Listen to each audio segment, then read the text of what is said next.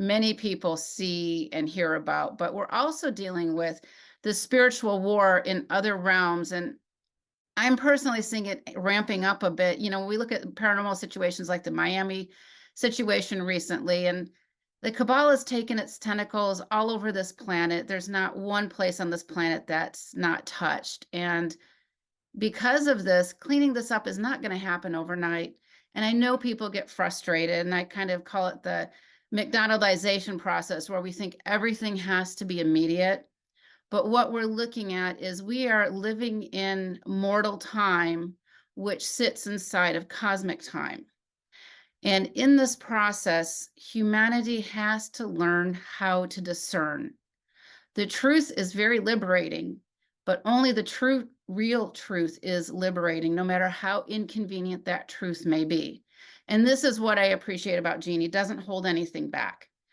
I think we all know that what is at stake is humanity. Human souls are what's at stake. And so with that, what can the average person do to help themselves and to help others in this spiritual war? So thank you and welcome, Jean. Yes, thank you. I recently had an interview, and I'm like thinking to hold things back depending on the group I'm with, because there was certain things I say that human beings, we've been farmed for thousands of years. Our minds have been, it's gotten towards generational. It's in the genetics. It's gone generationally deep to where, I've recently watched an interview of Kathy O'Brien. I think it was with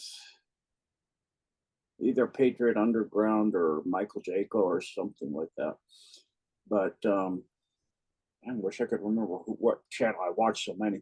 But anyway, she was indicating that for when people get Mark Ultra, it gets to where it's gone from down the family line, especially in the Masonic families that are in the Masonic lodges, that it goes down the line generation after generation, and they traffic their own children and sell them into this Mark Ultra program, and that they abuse them sexually before they're 5 years old. And it has to do with the way the brain is developing. And then often at 30 years old, she said, and I noticed this with myself, is that I was pretty much, I was intelligent, but I had difficulty reasoning up until suddenly at 29 years old, things that seemed very hard for me, like I had a lot of electronics experience, and my boss in the Navy, the person that I worked for directly above me, was trying to teach me how to troubleshoot electronic problems in equipment that had, sometimes multiple cabinets you had to figure out. And I couldn't logic myself through it. And then during a 1 week period where for 2 or 3 days, I couldn't do it at all. I couldn't even understand, because I don't see why you can't see the basic logic in this. I know you're intelligent. And then suddenly it became ridiculously easy for me to see it. And it's because a whole bunch of neurotransmitters and large connections in the corpus callosum between the right and left hemisphere turn on that we're not on. And it's even more true for men than women.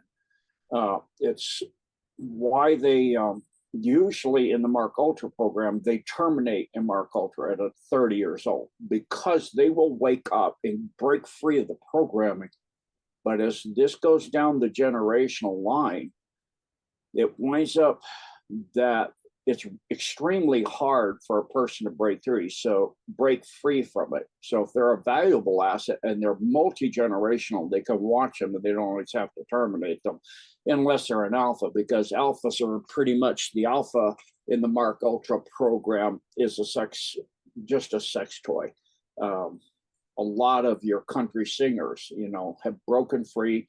When I read the Mark Ultra manual and phone book in Hawaii, looked at the phone book, it's like one per block, pretty much every city on earth. And it had Tammy Wynette's testimonial of how she got broken free. A guy broke her and broke her out of it, just like the other lady I mentioned. And she was deprogrammed. and all of this. But for the alphas, the people that are trafficking these children and young people, they prefer them young. They don't like them old, because as we get older, you get enough experience to where what terrified you when you were young doesn't even raise a hair on you. You go, okay, I guess you call it jaded. Okay, seen it before, done that, been there. What's new? Okay, that doesn't ruffle my feathers. So in these programs, they get a person's mind so entrenched, and they have, like, if you watch the movie Conspiracy Theory, it's literally saying that they do this. It's showing what it is. It's not a theory at all. They're showing you a guy that has trigger words and trigger things. Like if he sees, I think it's Catcher in the Rye, he has to go buy the book. If he's walking by a bookstore and he sees it, he has to go buy the book. And when the book is sold, it triggers algorithms, and they know that's likely a Mark Ultra that may have is trying to break out of their programming. It's when they're trying to break out, they have triggers that cause them to be caught up and do repetitive behavior that flags them down. Additionally, they also have different personalities, and each personality, when it comes up, they're able to scan the brain in a person and see where that personality is, and they do black magic rituals, satanic black magic blood rituals, where they sacrifice very young or even babies to bring in demonics into that person to control that personality. So a person with 9 or 12 personalities will have 9 or 12 demonic entities or fifth density arcana type of beings inside them. That if one of those personalities, it's called the rat, and the rat, what it does is, where Mark Ultra's trying to break free, it'll rat them out. It'll go to the handler. That personality will take over control, bring the body to the handler to let them know that the other one or more personalities is trying to break free. And then you can see it like with many of the movie stars and things, certain words, and also newscasters, they've frozen still during the live broadcast on the street. I remember on the morning show, there was a African-American older gentleman who froze with a certain word for like 5 minutes. He's just staring, and you see it with some of the very famous football and other sports where they're being interviewed and suddenly they just stare. And sometimes one whole side, like there was a movie star where one whole side of her face started doing weird contortions in her eye. I mean, I don't even know how you could control your muscles to do that. And so this is cases where a personality is either trying to break free or come to the surface. One of the ladies, when I first woke up in 1990, and I was trying to figure out what I was going to do when I retired, because I didn't want to work for the Navy either. I'd had enough with the Navy with the tests that I did not pass to go up further in rank, testing if I had no morality, and I would do anything just to make rank, and I failed the test abysmally because I do have morality. There are things I won't do just for rank, wealth, or power.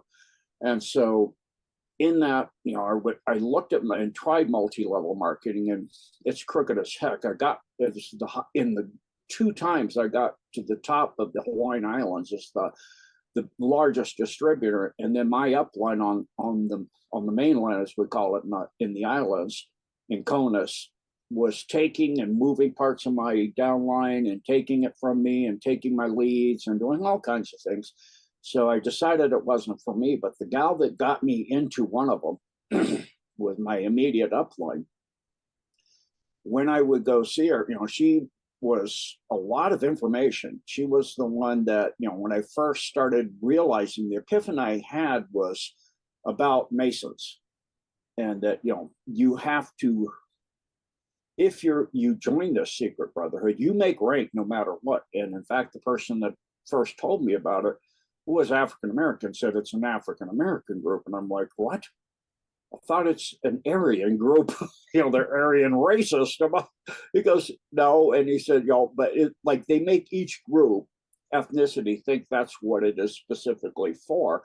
And he said there was actually, and I researched and it was true, a admiral in the U.S. Navy who never went through OCS, was never at sea, never enlisted or joined or made into an officer, or either through the enlisted or through the officer system, really ever went in the Navy, never been in the Navy. They just gave him an admiralty because he was doing what they wanted him to do. And so he was given a, here you go, here's an admiralty, you're an admiral in the U.S. Navy. So this explains why we have so many, admirals of 3 stars, 4 stars, like Colonel McGregor said, were inept, because you have admirals and people up there that, I mean, look at how you could count the number of admirals on your hands, on your fingers in World War II during a full out, draft and everything in a full World War with massive personnel in our military. And now we've got, I don't know, it's like 20 or 30 or something. It's insane. But a lot of them, you look at General Milley and these people, they're not really very good at what they do. They're very good at what they do for the cabal, but if they had to really wage war, the way they do it, it would be a disaster for the military itself, like what we see going on in Ukraine.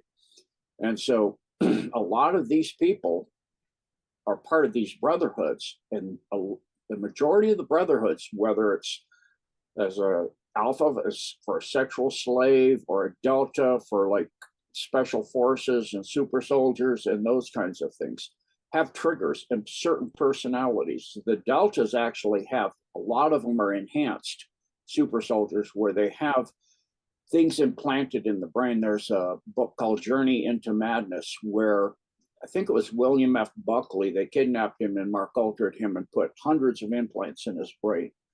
And what they do is they can stimulate certain personalities, and they can also telepathically link. So you see these FFs that happen, false things, and 5 or 6 people will come in and coordinatingly, without even looking at each other or having any visible communication, Bluetooth or anything like that, be working like one person together, because they're telepathically linked, and they're even being directed by a person that isn't even on scene, that can see through their eyes and intercommunicate all of them together and coordinate them like one person.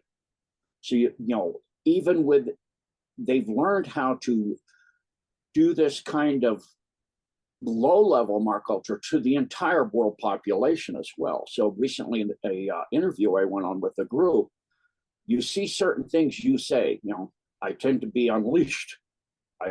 Back when I first came out, I was given a set of directives of what levels I can talk about, and I couldn't even understand them, because what for me is edgy and what for that person was edgy don't even match. And his edginess things didn't make any sense to me. Some of them seemed like a level 9 that were a level 3 for him of my, what I, would be a level 9 for me. And some of his level 9 was a level 1 for me. I'm like, your list makes no sense. When I'm on an interview, I can't follow it because it makes no sense.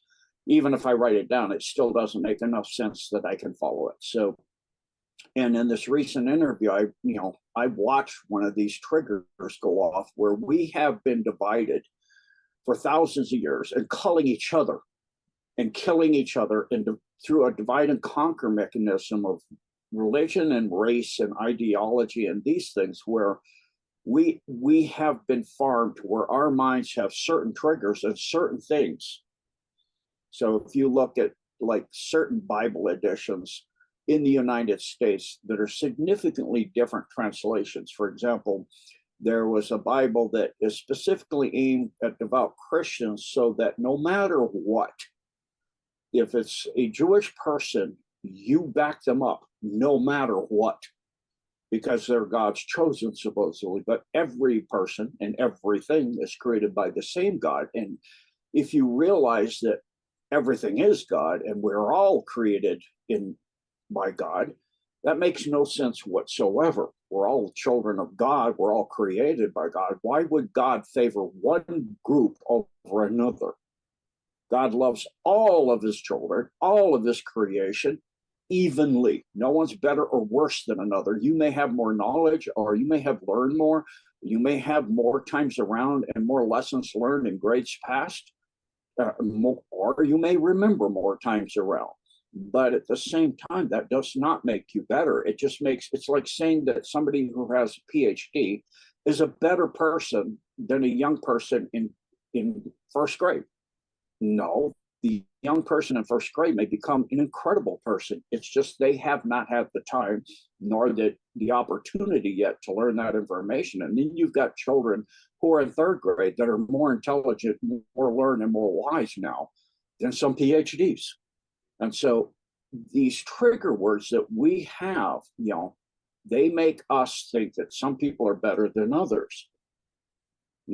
Just like saying the PhD is better than the third grader, who actually may be way better than them as far as knowledge and abilities and things they can do. Absolutely. And so I witnessed one of these trigger words in which, if I talk about what's going on in the Gaza Strip and in Palestine and with Israel, it was immense, instantly, a person is triggered to not listen, to defend Israel and the Zionist Jews. They won't even listen to anything else. They will dismiss it. Their mind shuts down, clamps down like a steel lid was placed down. And they will not listen. They will not entertain anything. They will only defend their understanding without even going there. I was sent a recent, I think it's a TikTok video of a young lady who grew up in Israel and was raised, her whole family for multi-generations has been raised Zionist Jewish. Then she went to Harvard Law, and she was going there, and they're going to do a birthright trip where they go back to Israel as part of being your birthright as a Jewish person and all of this. And she decided, because of that, she was seeing the trip off line that her friends were doing, her other Jewish girlfriends were doing, and that were studying at Harvard Law with her about what's going on. And she decided to research about the people of Palestine. And so she took an entire semester of nothing but courses on Palestine and the people of Palestine and the history of Palestine. And it goes back. It's hard to research because they marginalize them. It's where they create a look that a people don't exist.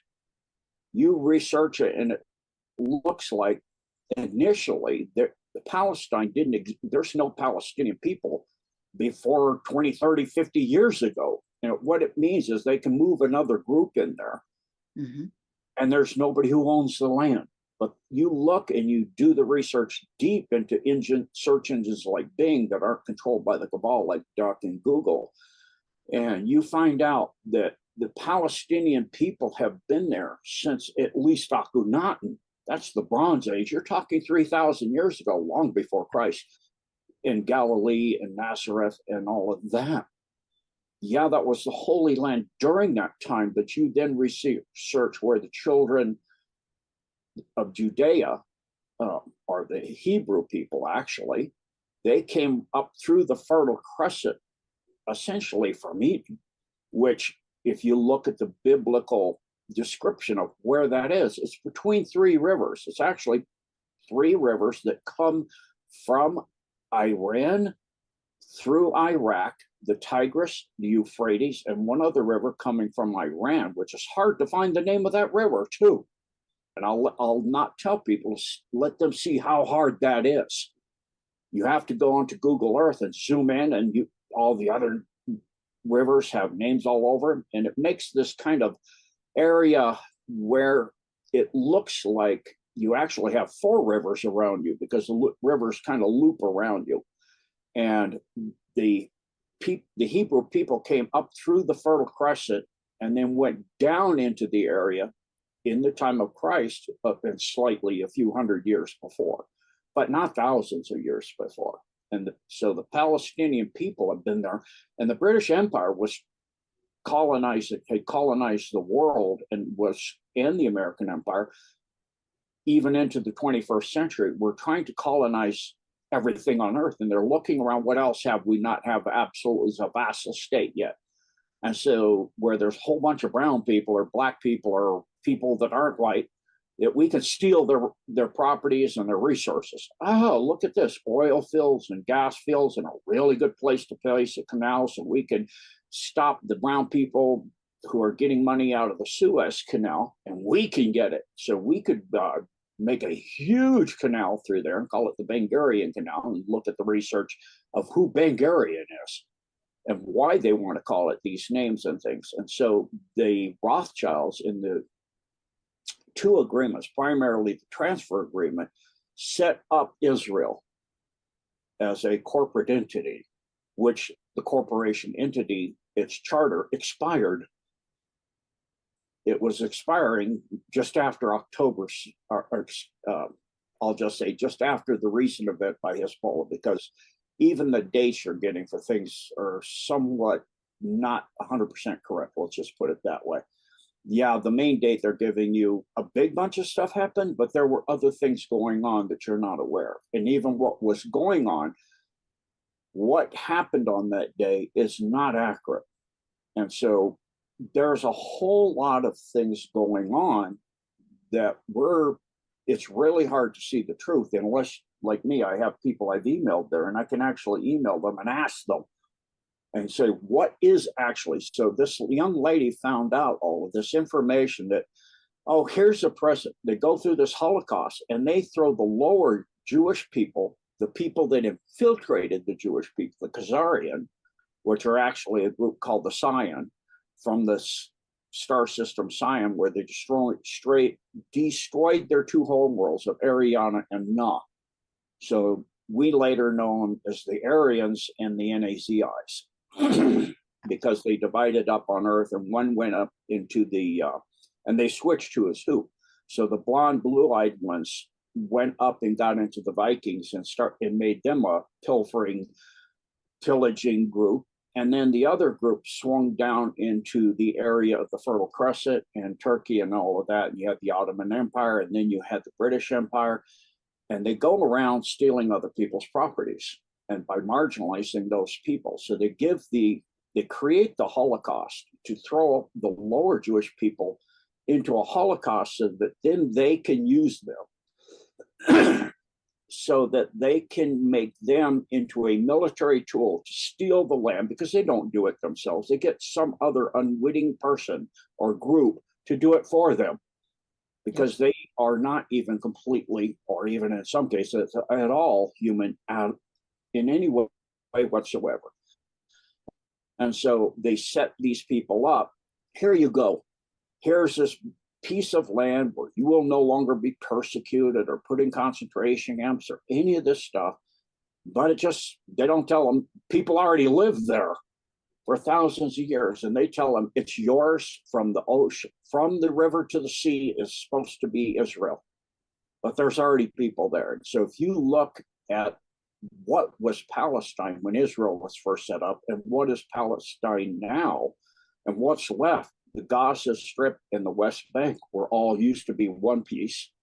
And they're continuing to have settlers come into the West Bank and just steal their property, evict the people from their homes. And it's now this Western settler, Israel person's or American person or British person's property.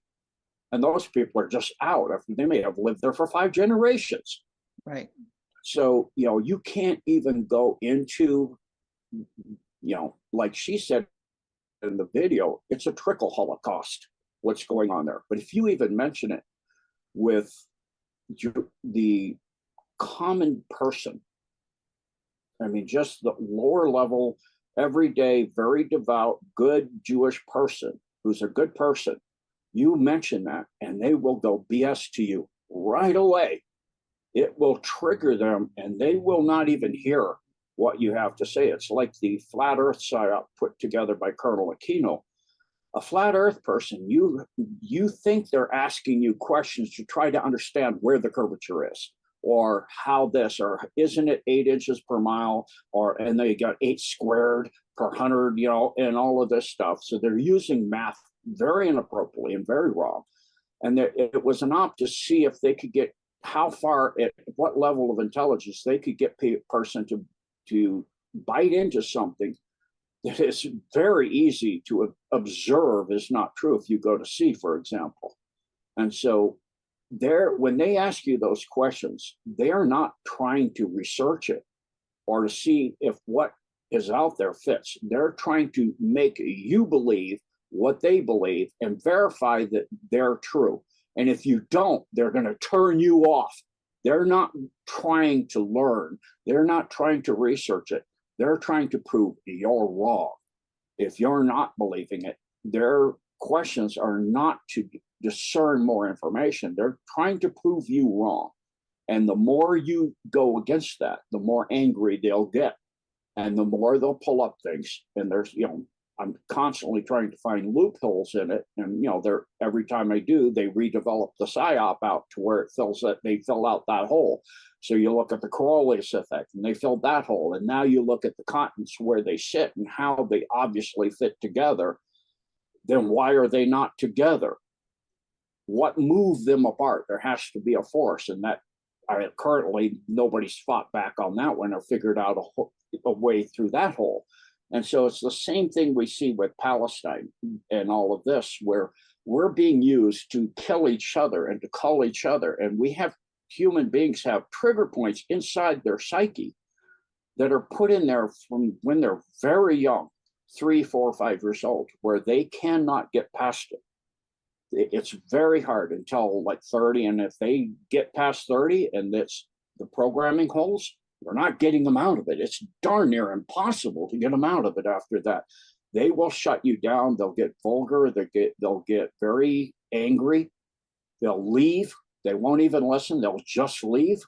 I mean, all of these things. So, I'm reevaluating my audiences and what I can speak about and how openly I speak, because I've realized in speaking about things like flat Earth or about Palestine, you're going into areas that set out trigger words where the person's going to just get angry and not listen to you at all. And in the meantime, like one person I used to email in Israel said, well, it's fine. When you've hit a trigger, because I said, how you going through a Holocaust and losing thousands and millions of you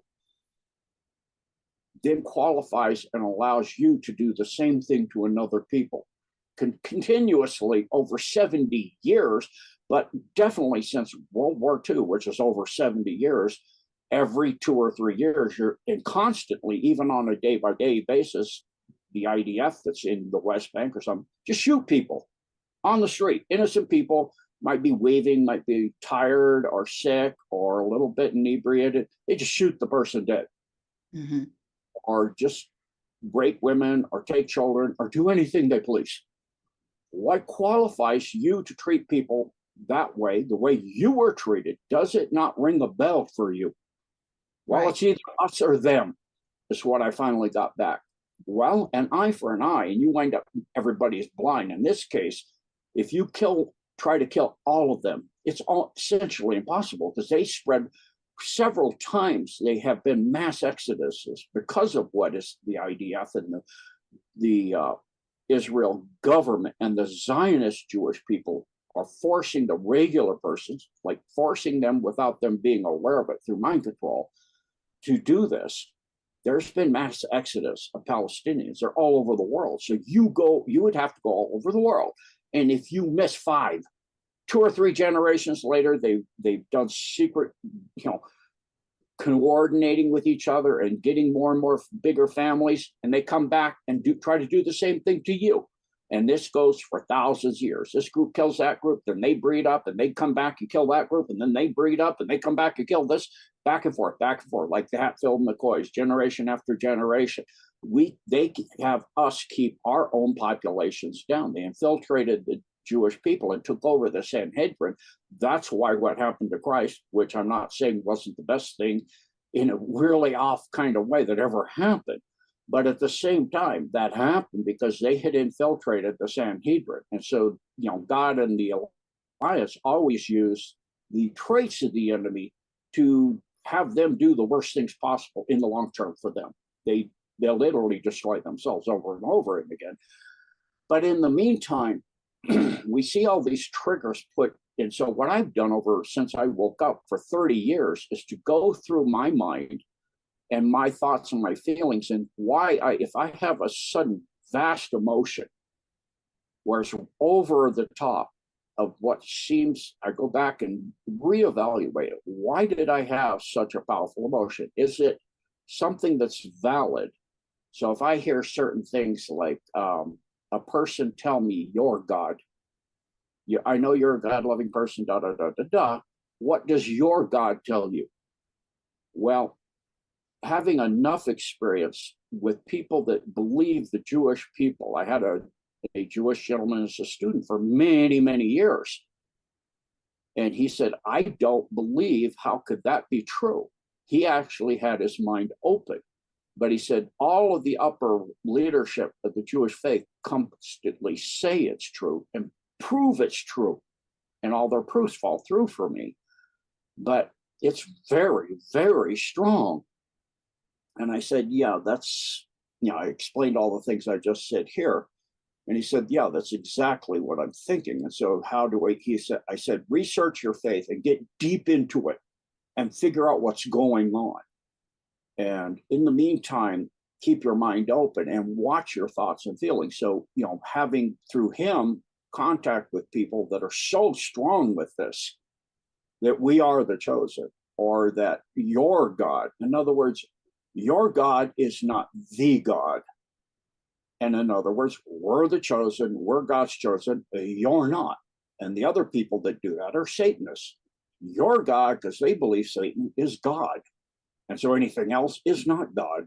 And so when I hear that, that triggers me, because I realize I'm hearing one of two things: a person that's been mind farmed to the point where I am now marginalized, and they will not listen to me at all. And what they're saying is not to get information from me, it's to destroy me as a being, as an entity, as a person, that my information is baloney and doesn't matter what I'm going to say now, because they marginalize anything I have to say. Is I'm no longer of value. Therefore, anything I say is no longer of value. It doesn't matter what you say. They're not, what they're doing is trying to set you up in front of the world to destroy you.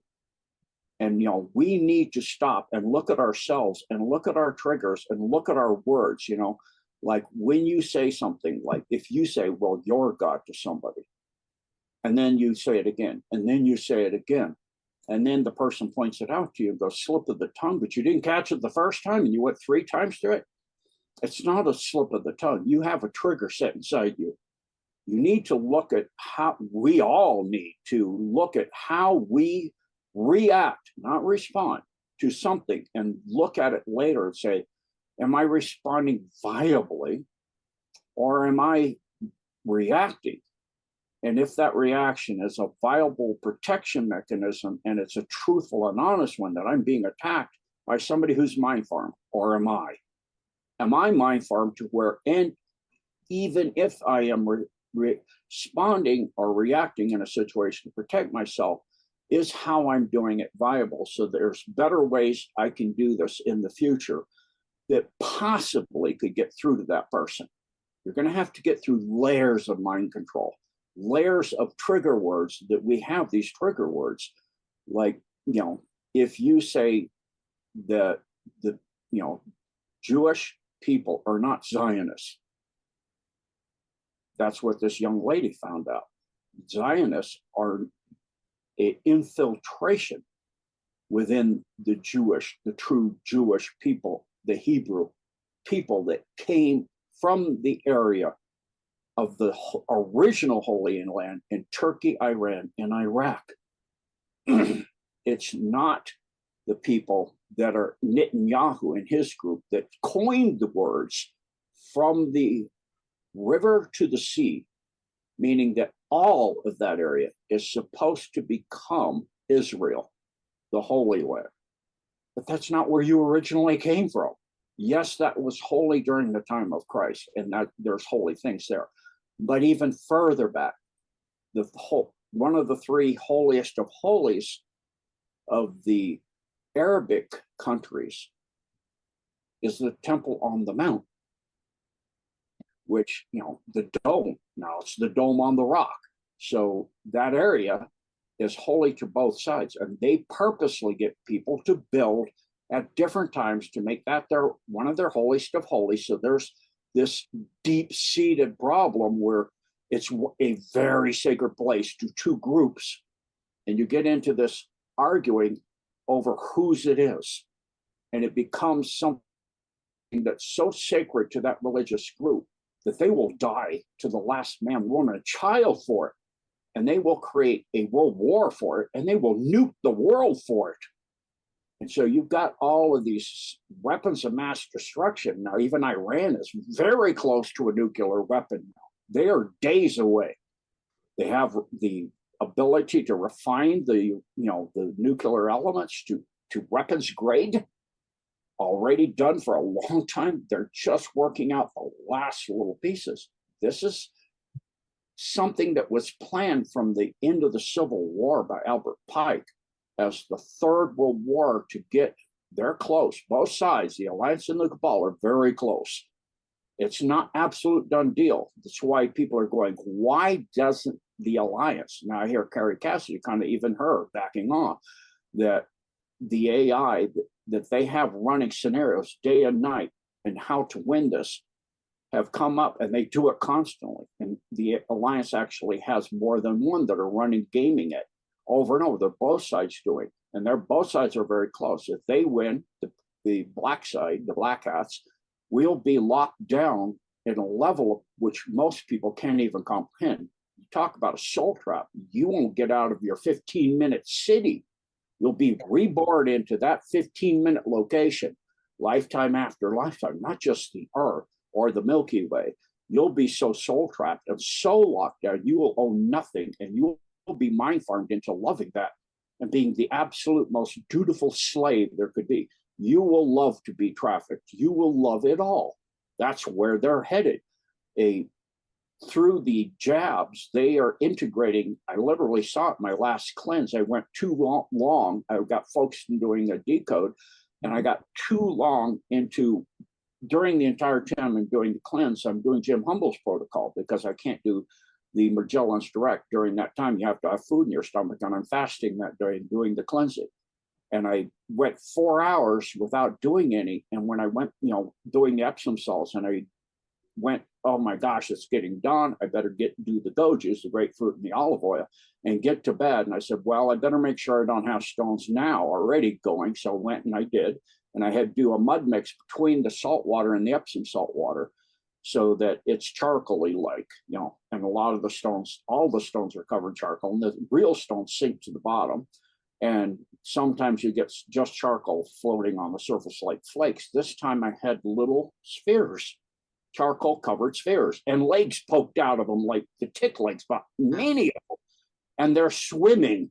And the water, I look at the water because I can see the stones in the bottom and sinking to the bottom. They're not moving.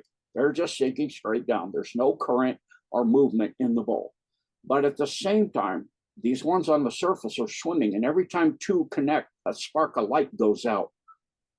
I'm like, what in the heck? And they're getting these long S-shaped, like genetic side of the genetic strand.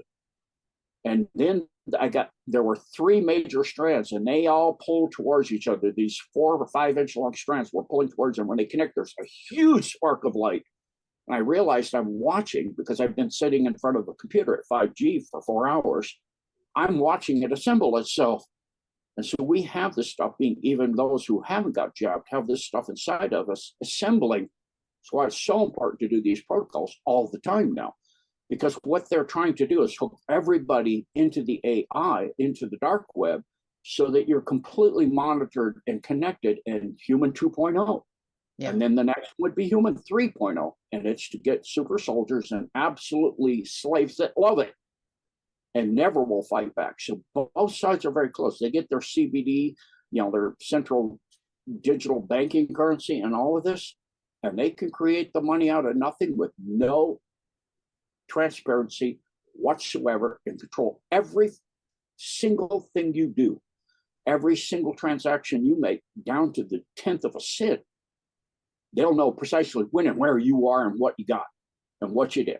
So, and for them, there'll be no transparency, no tracking, no nothing. They can create as much as they want based on absolutely nothing, and it won't be noticed at all. And on the other side, the fight for our freedom, if the alliance is careful, they've got it won, but they cannot be everywhere. Why don't they deal with this child trafficking here or that or this or this? I keep hearing it.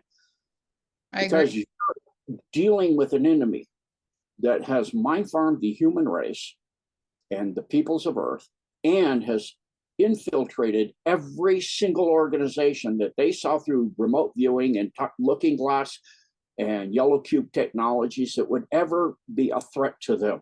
You start an organization, as soon as you start an organization, they've got people coming in to infiltrate you because they know you're going to be a threat on the timeline, to their timeline of their new world order.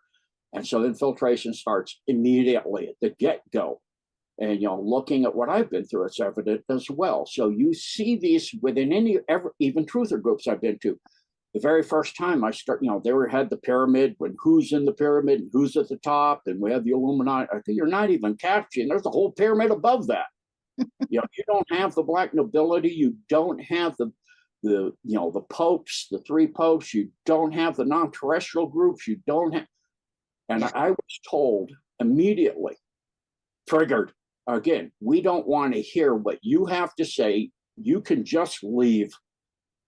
I said, fine, because it had become apparent to me that the level of knowledge I was functioning at and where they were, each having their little slot of what they wanted to pump. Like one was chemtrails, another one was the transfer agreement. They each have their one area of expertise, and they don't want to bridge out and become more knowledgeable in other areas.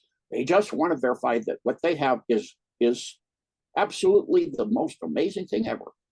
And so they don't want to know more information. And if you try to go against that, they'll get you out of there. So I just started packing up. And then one person, well, I do. Aren't we here to learn the truth? And I do.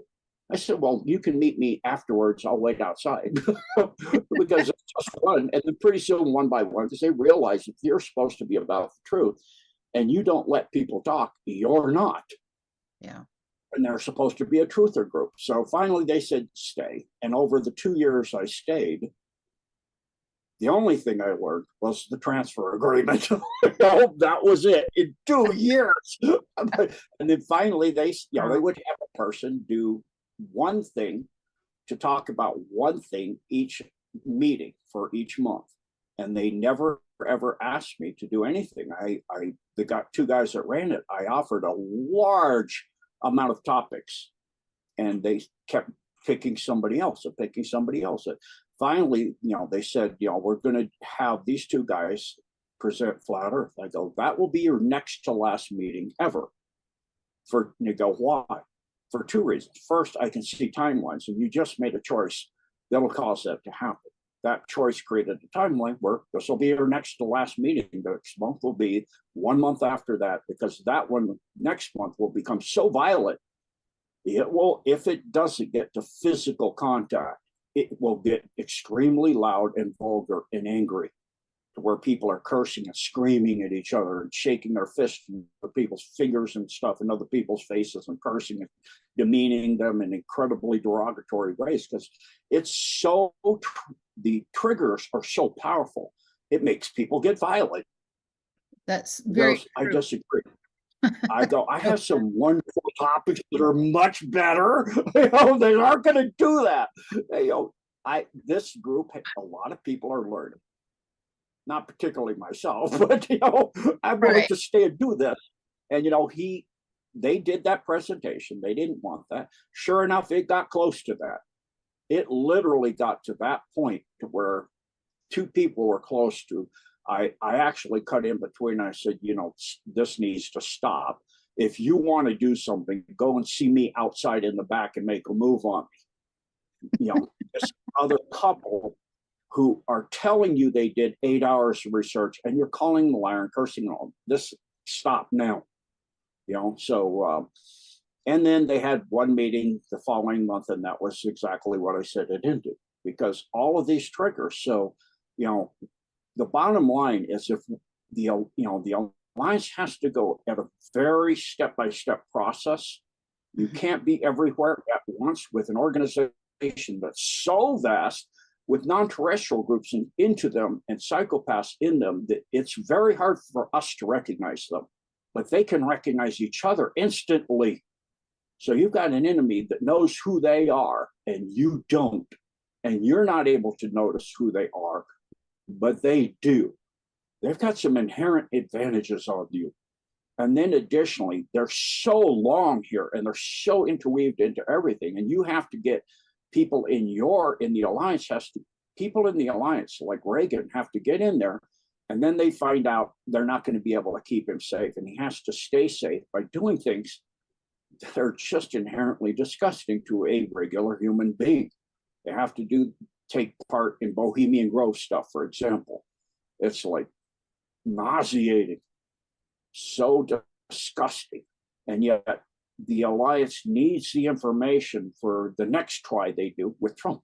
So, and they're having to use the same technology and the same techniques of engineering a child in the womb to be able to deal with the situations, or in the case of the cabal, to continue to lead and get more and more power and more this. So both sides have to use the same techniques because you're having to infiltrate an enemy, and they're doing the same thing. And so now they have the ability to do that, but it doesn't mean they could be everywhere on Earth. And the only way we as a people can help them is to do two things: go through your mind, your thoughts, your feelings, your emotions, your daily actions and things you do, and look for patterns within yourself that are triggered to where you will not listen to what another person, you will get angry. You won't even give them the ability to talk. BS. No, not happening. No, us or them. Comments like that, if that's what comes out of your mouth, us or them, or baloney, or whatever, and you get vulgar, you get violent, you get angry, and that person is still continuing to try to respond to you and do this, and you won't even listen. You'll leave the meeting because you won't hear it. When I first looked at Flat Earth, I go, okay, let's set aside the fact I've seen the Earth from space 3 times, and it's incredibly round. And let's set aside the fact I have over 12 years at sea, 12 years under the sea, but many days on top of the ocean with looking through periscopes and things like that with incredible magnification. It's quite obvious. I'll put aside all of those things and the math and the trig and all of this. I'll look at everything they have to say with an open mind. That's what you have to do. And I researched it for days. But because of my physics, I'm just using the physics and the calculus and the trigonometry and those things that I have. The math falls apart. All the physics they're doing falls apart. It doesn't, because lies, something built on lies falls apart. If you have the knowledge to look at it with a discerning eye and to see if it's cohesive, you see puzzle pieces from another puzzle. Okay, well, I'm going there. The piece may be the right size, but you've got a piece of ground in the middle of the sky. Right.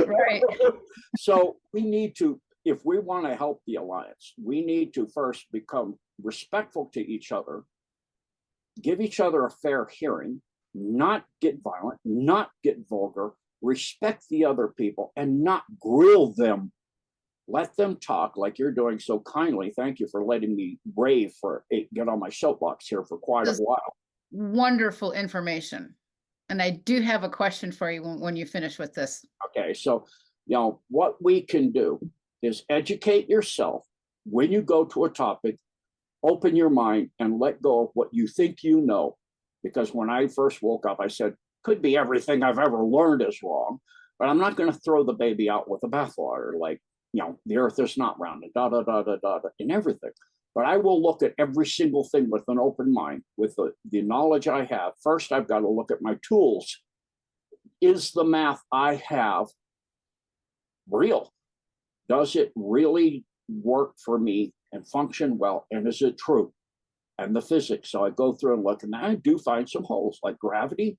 When I'm starting to look at what gravity really is, going down into the deep physics of what is gravity, what is creating gravity, what is mass, what is energy, how do they go back and forth, what is the combined field formulas, taking Einstein's 6 differential equations and combining it to get a refined formula. Now, it's not a pull, it's a push. Waves do not pull on you when they come to you, they push on you. Okay, so let's why do you stay on the earth if it's a push?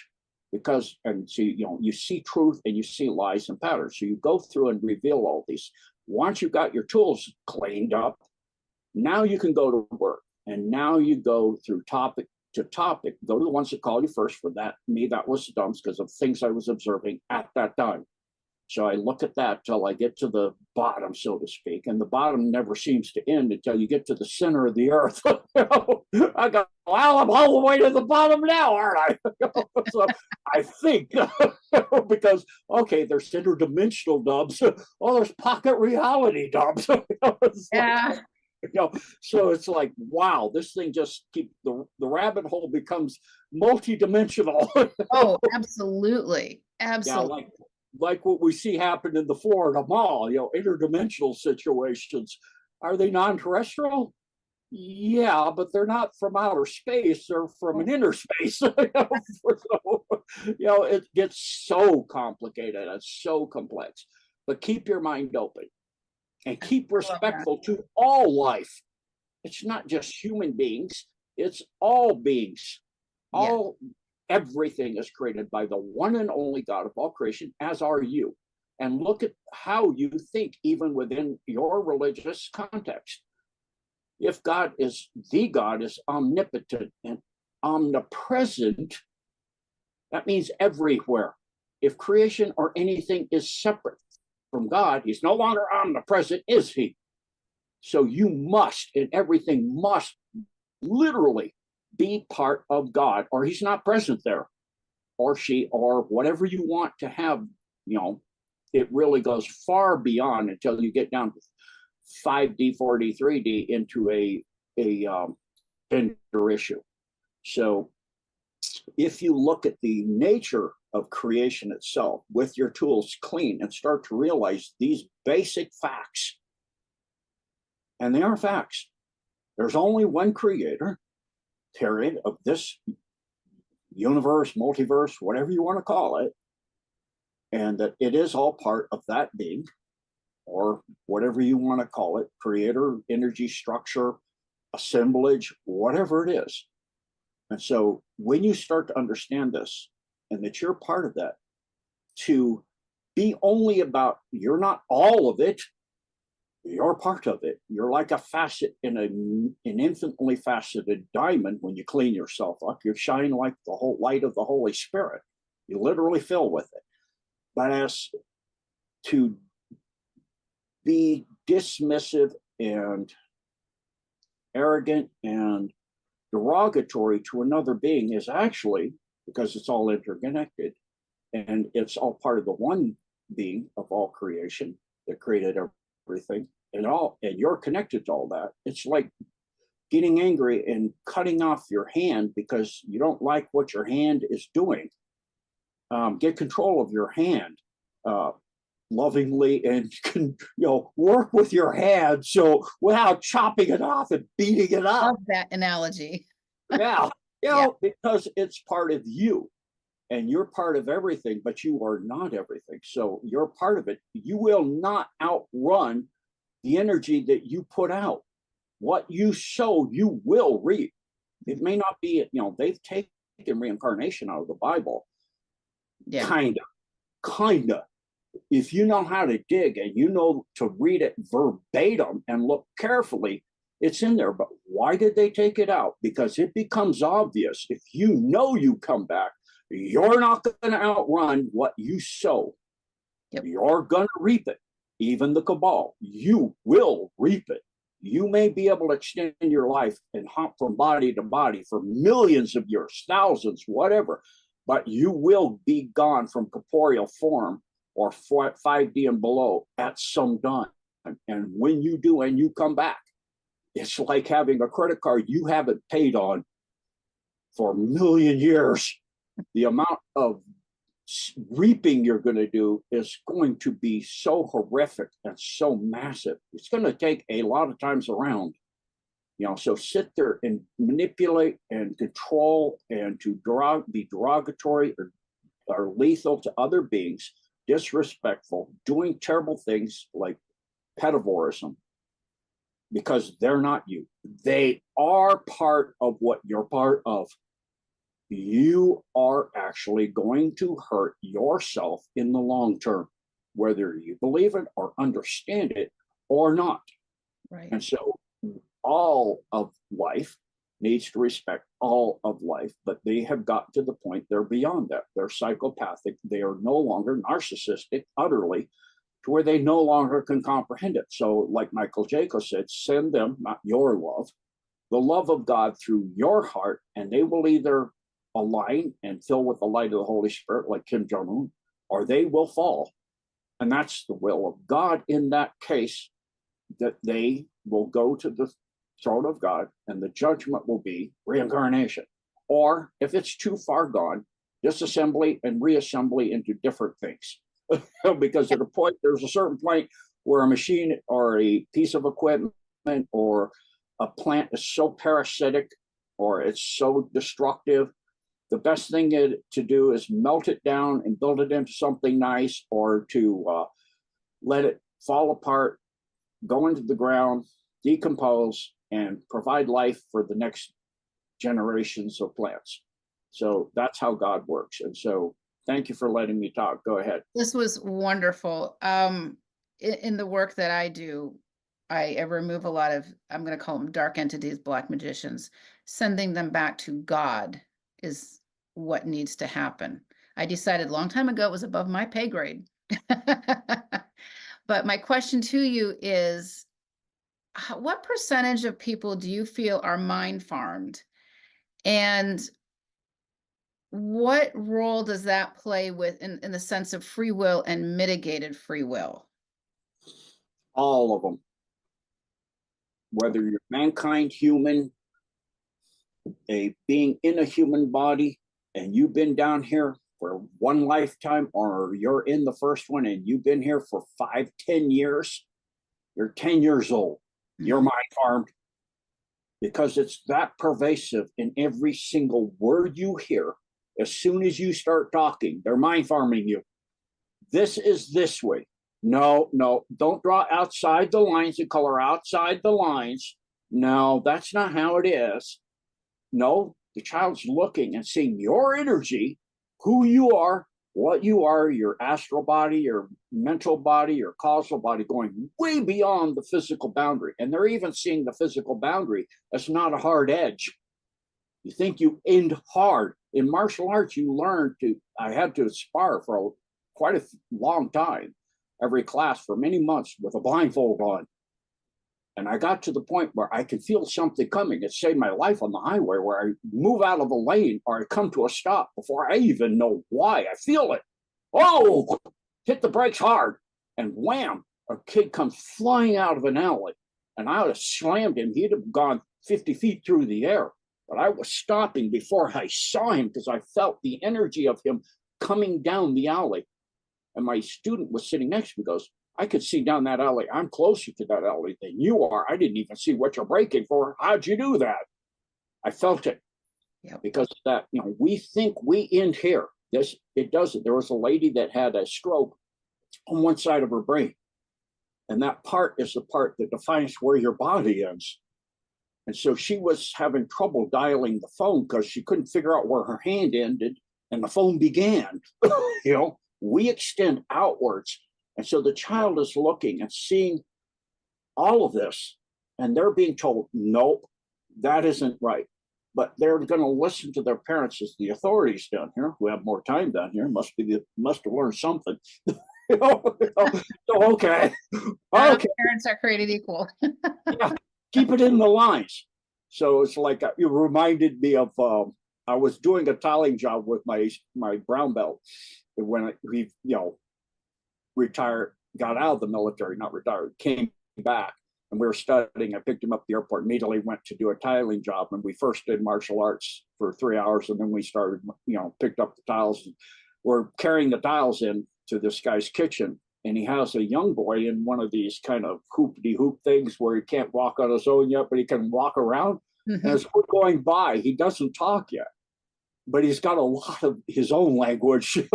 You see kids. If I had a neighbor also that had, when I was in Hawaii in the Navy, and he had a child a girl that couldn't talk, and there was a neighbor boy that couldn't talk, and the two kids would get together and go, blah, blah, blah.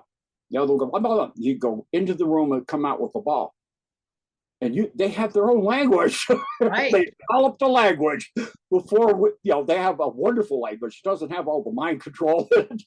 Right. But so anyway, back to the little boy, every time we go through with tiles or come back to go out to get the next spot, he would look at us because we just finished martial arts and our chi is massive at that point. Literally, as we're driving down there in the dark, the lights are going up because the sensors on the lights think it's daytime, because your chi is so bright.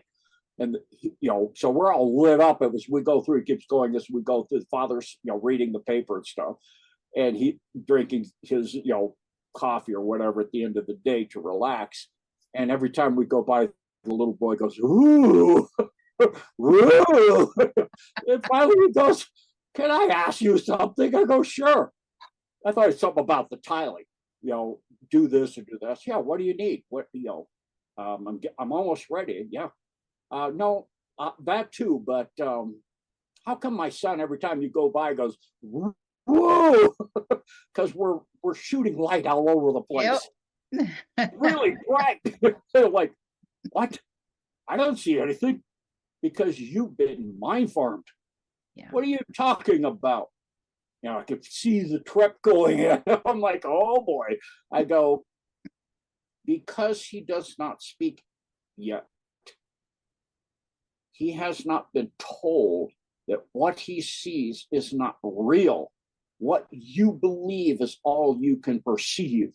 You've been told what is real, but that's not the limit. Like David Icke said, you've been told that outside this spectrum, nothing exists. So keep it in the lines of your body, but you don't realize that you don't in there. And you have energy layers, like, Shrek hadn't come out yet. You're like an onion. I used that analogy still. And you have layers of energy bodies that go way beyond your physical body. And if you're doing martial arts to where we are doing it, at the level we're doing it, right now, our chi is out past the end of the building. Literally, it'll turn streetlights off. I can walk by a motion sensor because I'm at a frequency it can't detect anymore. And it won't go off. It goes, okay, come outside and walk in front of the garage. Okay. Must not be on. Let me walk up. Comes on and goes, what? I go, it's what I told you. I'm at a frequency beyond what that thing can detect because of decades of martial arts training. I've learned to raise that frequency, and it develops that way, and your son sees it. And so this is the nature of who we are and what we are. And at the same time, it gets you back all of your three eyes open and able to see those energies. I said, your son, also his pineal is not calcified yet. So he's seeing things where you can no longer see them at all. Even if your mind was open, your third eye is shut. It's got like an eggshell around it. Like, okay, whatever, because you got way beyond where he wanted to go. He goes, okay, just go to the kitchen, I'm going to show you. He has no idea the energies that were put into those tiles when you were doing the job.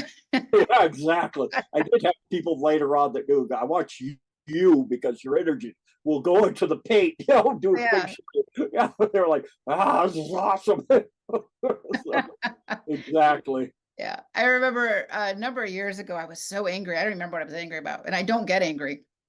And I'm walking through the store, and as I'm walking past the cash registers, cha-ching, cha-ching, cha-ching, they're all losing power as I'm walking down. And I hear this voice that says, you need to knock that off and you need to go fix them. It's like, whoa. So we have to watch our energy fields no matter what. And that was a huge lesson for me back then. That was huge. Yeah, it's like I had just interesting you mention that because just maybe a week or two or a month ago, I was telling on my deep dives platform on Decode.org that when you're, and also the Blessed for Service team, when you're not in a good mood, it's not about, the 19 thing of the 6 feet away, but stay 6 feet away or more because your heart field goes out to that. Yeah. But when you're upset and angry, it's going into that field of energy that's you. And you're going to influence everything you go by, including people.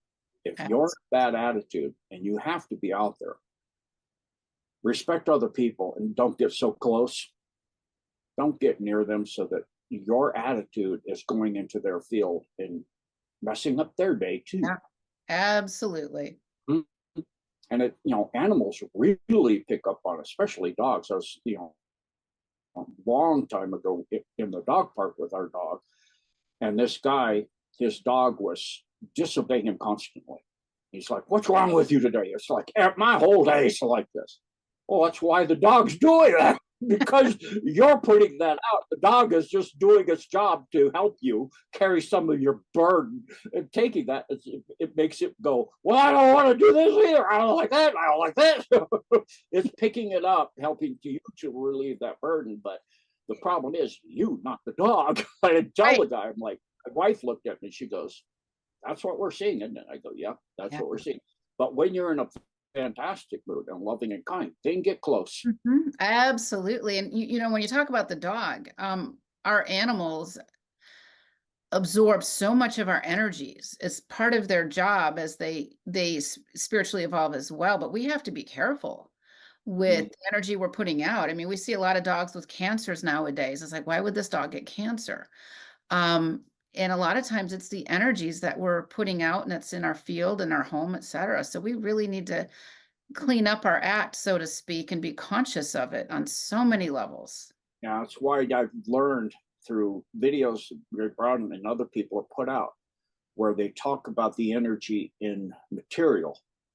So, like, I'm in the process of trying to get to my home to the point I can tear out the synthetic carpet and put in a regular tile flooring that's, more naturally based.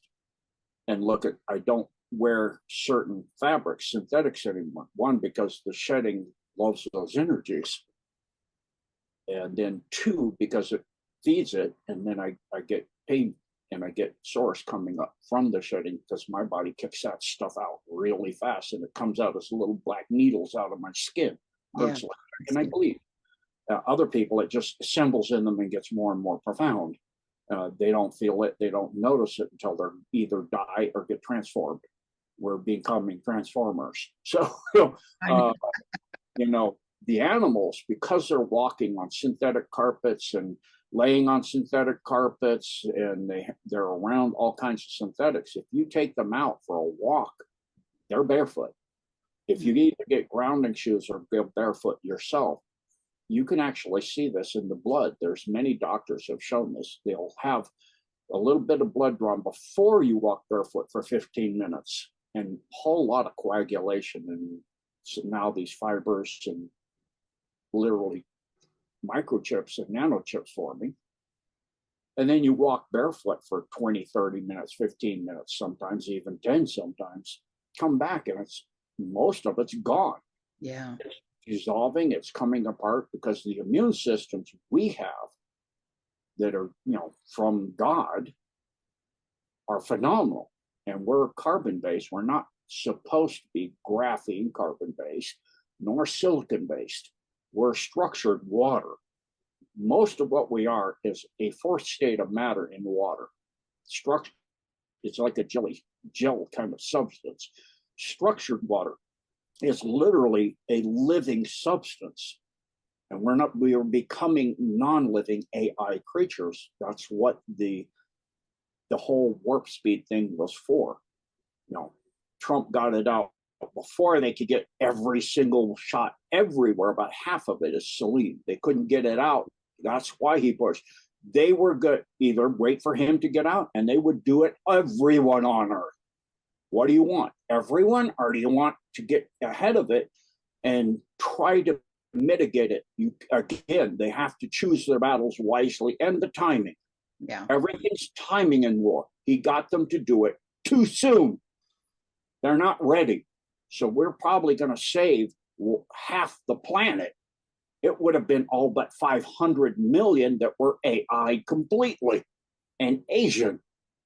That's it. Because if you look at the history of humanity, what group has never, ever pushed back successfully against slavery? Chinese. Yeah. They have been enslaved by the Li family, whether it was the Manchus or whatever, still the Li family, for tens of thousands of years. The African Americans pushed back hard. Before that, long before that, in Hyperborea, during the time of the Vargas kings, it's again, so reap, the pendulum back and forth. They enslaved the white race, and they were the slavery level and the lack of freedom was far worse. And so the whites fought back so hard and have buried it so far that they don't even remember it anymore or know of it. It's been wiped from the history books. The white race was enslaved and got freedom from it. And then now the black race, and of course the Native Americans, the red race, which is pretty much just wiped out. But the yellow race, they don't. And I'm using colors because it's the most easy, basic way to go into this. It goes back to the beginning when you talked about segregations, right? Exactly. And you know, it doesn't mean one's better than the other on Earth. Every being on Earth is not from here in the first place. In the second place, there's a group that is a recent invader group, again, the Aristana, along with a whole plethora of lizards and other creatures and insects that are close to enslaving the rest of it. Very, very close, utterly, permanently. You'll never get out of it once it comes down. So this is the understanding the art of war. You've got to pick your battles carefully, and it's all about timing. And you cannot do everything at once. Look at how the Russians are doing Ukraine. They have nearly 1 million in Ukraine or on the border of Ukraine of people who have at least 10 years of actual combat.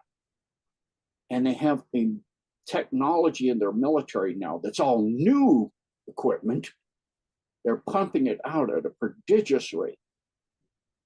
Their army and their military they're the most powerful military on Earth. And they could obliterate that place in 3 days, like what is happening in the Gaza. They could flatten that thing in days. But they're trying to get certain things certain ways. I'm not saying they're not killing thousands, they are, of innocents buried under the rubble, of children and women and old men and old people. But what did we do in Iraq, and the American and the NATO? They went in and flattened the freaking place, obliterated the birds. I mean, frag bombs that shred people down to nothing above even bone, above the size of a dime. I mean, just, that's it. A little ball of something that used to be bone or flesh or something, so no bigger than the diameter of a dime in any direction. They just shredded them. So yeah, that exists. Or they could go in with particle weapons and just evaporate them, burn the place to the ground. But they're not doing that. It's being very surgical and very slow because those are their family. Yeah, they've been banderited, but they're the same genetic stock. They're all the Slavic people that are the Russians and the Ukrainians are actually the same peoples. And so those are their cousins. You don't go in and kill your cousin because they're sick in the mind. They've been mind farmed. You try your best to get out the controlling regime of these Banderite people, psychopaths, and you set them up so they destroy themselves and they turn on themselves, like we now see with, Budnov and Zelensky and Zaluzhny And all of the different groups are breaking into factions because it's falling apart and they're getting desperate and they see the incoming and they're going to go, who's going to run this place when it all comes down?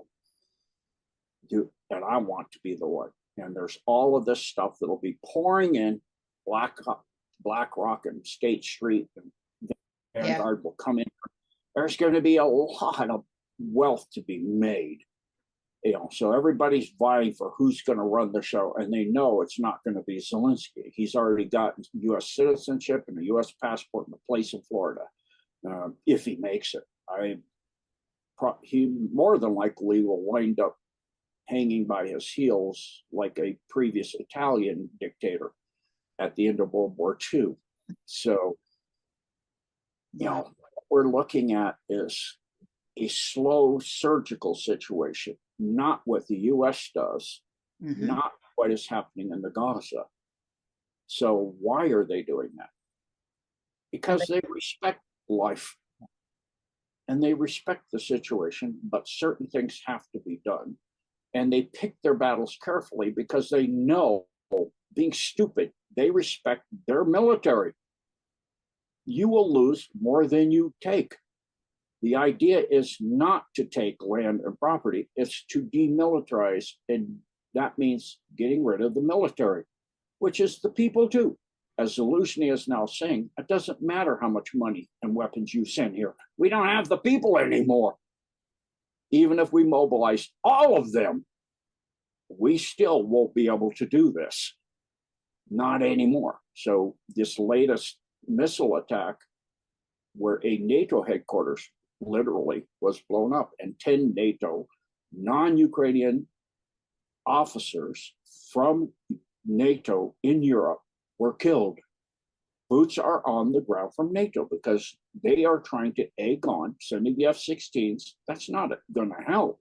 What it's trying to do is to get Russia to strike a base outside of Ukraine in Romania or in Poland, where the aircraft have to fly from, so they can get boots, NATO boots on the ground. Both sides are using the art of war. And so you've got to be careful as the alliance and go surgically and slow and pick your battles well, because you cannot just go win willy-nilly and win this, not with what's involved. At the lower, and by lower, I mean under the ground levels, you've got things and technologies and things ultra-dimensional, interdimensional, non-terrestrial, that are part of this conflict that people don't even have the ability to know or see. This is a vast temporal and interdimensional and infradimensional and ultra-dimensional, each word has a different connotation and a different meaning of what's going on. Ukraine is just, and now the Gaza, is just the two primary places on Earth they want to control Earth from, because the area of Israel is where the Draco Queen is under. Deep down under there is a termite mound, literally, of tunnels. And so you've got this vast, complex system. So people keep going, well, why don't, and now Kerry Cassidy, I see, is starting to get it, where why don't they just do this and do this, and why don't they just do this, and why don't they take out, and why did we have to wait so long for Epstein flight logs? Everything's about timing. It is. To break through that mind control, you're not going to do it by dumping, as I found out, a ton load of information in front of somebody, because they're going to go, you're out of your mind. No, baloney. They're going to get angry. They're going to get vulgar. They're going to, and I'm not disrespecting the people at all. I just understand there's a limitation to how fast you can take somebody. And I took people too fast that are too long in the tooth or too young in the tooth, are not even having their teeth yet. They can't chew it off yet. They've lost their teeth. Or they don't have teeth to chew with anymore. The tooth got so long, it's gone. Yep. So it's like, you've got to learn to take it slow, but as quickly as you can, because we're running out of time. But be methodical, right? And that translates to every aspect of life, is to be methodical and thoughtful. I have seen and when I work with people, we work usually interdimensionally to clean some things up. I'm seeing a new form of interdimensional AI hybrids, and they almost look like the Anubis character, but are not. And they jump into human bodies, utilize the human bodies, and then they retreat, and then they go back underground. I'm just curious if you've seen or heard anything like that. Now, both sides, you've got things coming through. So you have the situation in the mall in Florida, where Yes. a gateway or a portal was open. Yeah. So you've got these interdimensional creatures phasing in and out, literally, as you're seeing them 8 to 10 feet tall in this case. And you've got also deep state playing that, like down in the Amazon, where they're the face snatchers, where that's just a bunch of, kind of like the Green Goblin guy in the Spider-Man. They've got the armor on, they've got all this, they're abducting, they've got the anti, which is a poor term, the gravitational influencing craft to where they can hover that looks like it's non-terrestrial, non-human. Yeah. But it is. It's the cabals. And so you've got both sides playing this, and you've got many, many other sides as well involved in this. The alliance itself is in the assembling now, I was told just last night, to look at the non-interference policy. I've been told this was coming because there comes a point where you must interfere. Because if you look into the future, you see this species, and you don't even have to look in the future anymore. This species, this cabal that's on Earth, has already, as far as the Fourth and Fifth Reich, taken over 500 worlds into slavery in the Milky Way alone. And sooner or later, it'll go outside the Milky Way. There's an AI invasion going on in a neighboring galaxy. So what, you want to just say, we'll never interfere? It'll eventually take the entire universe. It has before. It very fascinating. I have been having these conversations in my sleep state, and I was told exactly the same thing about a night or so ago. So they're looking at that. When a species has the ability to travel interdimensionally or off their planet and is interfering with other species and enslaving and doing genocides, we will interfere, like what you see Russia is doing in Ukraine, surgically and as carefully as possible, and not just going and obliterating the planet or anything, because you become the problem, but with respect to life as much as possible, but stopping it. That those involved that are enslaving their homeworld and doing all kinds of genocide and pedophilia and pedophorism and all these other things to their own children, as well as the other species on that planet, we will intercede, foresee, what they call the Holy Spirit, or they look at that as the whole of Creator. It's not, but they call Creator she, and intercede in a certain manner. So they're delineating what manner and how that will look. It's been decided now that at a certain point, the non-interference must end, that they must interfere, because they have already, as in the cabal, made certain agreements with other non-terrestrial groups, the Draco, the Grays, the Zeta Reticuli, and other groups, insect groups and things, for technology and for help, literally, boots on the ground and in the ground and in people, like you're saying, that are infiltrating and taking over people, literally, or replacing them, all of which are a violation of the laws of she. And so they said, we must at a certain point. So now, because of the level of interference on the dark side, if you will, whatever you want to call it, the negative service, the service to self side, let's just say that. The service to other side will say, we will interfere. At what point do we delineate that must be done? And it, depending on how far it's gone, because we haven't now on so many worlds, at what level and how many of what group. We have to look at the species, plural, that are predominant on the planet to know which groups are able to be allowed to go there to help, because you don't want to freak out the inhabitants too badly when people show up that don't look much like them. Or, try to keep it somewhat like them.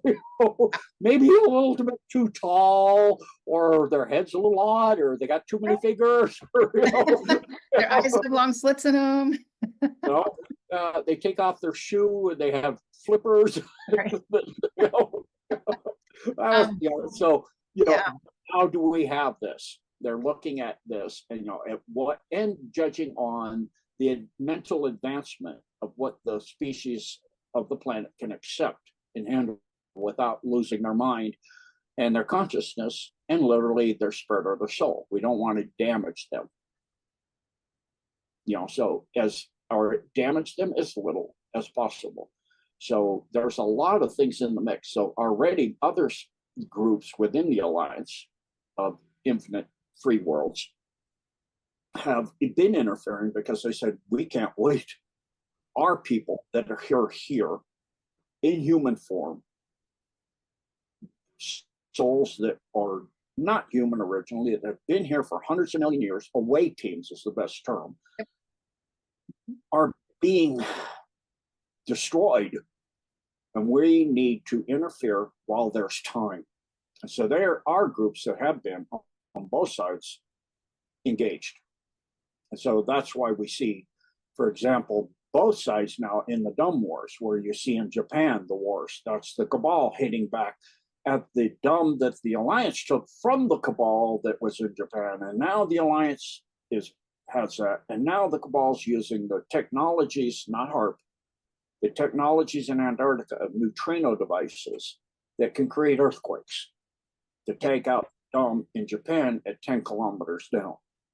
So we see, we see the tit for tat kind of. You also, same with what the Volgorod launch of Ukraine on Russia, and then Russia's response. You see in Queens, 5 kilometers, that's the Alliance taking out the trafficking tunnels. Okay, this is what, and that's what's been happening, tit for tat. So there's been infiltration and certain things and certain agreements that you can go this far, but no farther, or we'll allow you to do this without destroying the entire Earth. If we can't have it, we won't let anyone have it. So each side is trying to play it, game it, to the point they win without transgressing on the other side to the point where they will be obliterated. Because there are technologies that a single energy wave structure, a scalar type wave structure, or a thought-like structure can wipe out a species everywhere in the entire universe in a moment. Literally in that species, instantaneously, anywhere in this universe, completely gone. But that's against the laws of She. However, the other side doesn't adhere to that completely. They have their own set of rules. They follow those rules. The very strong. Otherwise, they destroy each other. So, you look at the mafia and how they function. There's certain rules they function by. If you don't, you're in that family and you break that rule, your own family will kill you, because you don't want an interfamily war. You don't want a gang war to break out. So they want to keep that organizations organized and together. So, it's why the Godfather series is so pivotal for people to watch, to understand this. Why don't they do this? Why don't they do that? On both sides are asking these questions. To understand, study Sun Tzu's Art of War by Miyamoto Musashi. And then the Book of Five Rings by Miyamoto Musashi, and Sun Tzu's Art of War. And then look at the Godfather series to understand all of this. And also there's many movies coming out like Doctor Strange, understand the interdimensional stuff and the interuniversal stuff. Is very accurate, that movie. All those movies, the Doctor. Yes, because it's all disclosure. It's all disclosure. There are no movies that aren't based on significant amounts of truth. Mhm. And actually, everything somewhere, every part of that is true, because there is only one original thinker, that's the creator of all things. And all we can do is reiterate it. And it exists somewhere, sometime, someplace. So Yeah. all we can do is capture a thought and or a series of them and combine them in different ways. But that's been done somewhere. If you can do it, it's already been done, because you're just reiterating. Humans can tap into that thought stream. If you're soulless, you can't. That's why they need the humans. They can't completely wipe us out, because a lot of them are soulless. They've given their souls to the AI because Absolutely. that's what it eats. It I, eats energy. I learned a while back on a job that I had done that the grays, yes, they're soulless and they're utilizing us and they can create debits and credits. They have a debit and credit system, et cetera, where they can multiply their consciousness even though they are soulless. And I found that to be absolutely fascinating because it puts them in many places, yet no places. Does that make sense? Exactly. Yeah. Oh, absolutely. So they're able to buy and try and quadrilocate, etc., Mhm. and they can expand and divide their consciousness out. But because that consciousness is not embodied, in other words, in the last body, the soul body, Right. that's gone. That's been trafficked to the AI, and the AI ate it all. So they have no final container. That's why if they lose the last body, the orders of the body from first density, you have two etheric bodies: first density, second density, your physical body, third density, your astral body, your emotional body, fourth density, your learning body or sinning body or causal body or karmic body, however you want to call it, which is your fifth density body. Then you have your mental body or psychic body, like the sixth chakra or the pineal, that is mind. Well, above that, the last body is the soul body, which is created by God at the beginning. And if you lose that when you die, all the other bodies in, and the spirit or the consciousness is you, if it doesn't get a container rather quickly, it's going to diffuse like a water bottle that broke, and all the water just runs out all over the place. In the case of consciousness, it just fuses out into all of creation, and they spread out till they are no more, just particles absorbed by everything out there. And And that's so, why, yeah, the dark side reincarnates the humans so quickly because of that reason. yeah, they come into another body through possession or something, where there's a body to hold them in. Otherwise, like what happened with the queen, they broke the wand. That consciousness creature has been jumping from queen to queen, or a king that's a queen called Victoria. That's the secret. One body to another for thousands of years. And now they caught it using higher technologies, and it's now waiting for trial out in a world in Andromeda where they do that. It's imprisoned, waiting for trial for crimes against sheep.